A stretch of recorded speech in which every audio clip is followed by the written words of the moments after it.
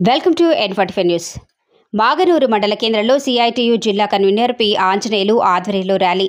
నారాయణపేట జిల్లా మాగనూరు మండల కేంద్రంలో సిఐటియు ఆధ్వర్యంలో ఈరోజు దేశవ్యాప్తంగా పిలుపునిచ్చినటువంటి సార్వత్రిక సమ్మెలో భాగంగా హైస్కూల్ నుండి అంబేద్కర్ చౌరస్తా మీదుగా పురవీధుల గుండా ర్యాలీ నిర్వహించి అంతర్రాష్ట్ర రహదారిపై రాస్తారోకో కార్యక్రమం నిర్వహించడం జరిగింది.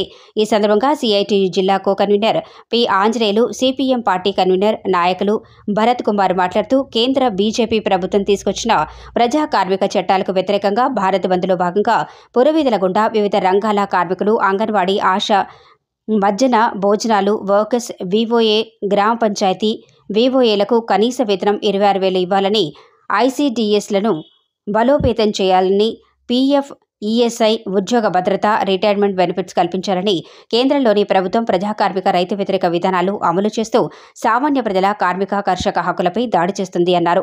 మాటల్లో జాతీయత, ఆచరణలో విదేశీ జపం చేస్తూ దేశానికి ఆర్థిక వనరులు సమకూర్చే ప్రభుత్వం రంగ సంస్థలను పెట్టుబడిదారులకు కారు చౌకగా అమ్మేస్తోంది అన్నారు. 44 కార్మిక చట్టాలను 4 భాగాలుగా మార్చి కార్మికులను కట్టు బానిసలుగా మారుస్తూ సంఘం పెట్టుకునే హక్కు, సమ్మె చేసే హక్కును కాలరాస్తూ మరోపక్క కార్పొరేట్ మతతత్వ విధానాలను అమలు చేస్తూ కార్మిక కర్షకుల దేశ ప్రజల జీవితాలతో ఆటలాడుతూ ముచ్చటగా మూడోసారి అధికారంలోకి రావడానికి ప్రయత్నం చేస్తుందని వారు అన్నారు. కార్మికులు, కర్షకులు, రైతులు, దేశ ప్రజలందరూ గమనించి మతోన్మాద బీజేపీ విధానాలను ఎండగట్టాలని అన్నారు.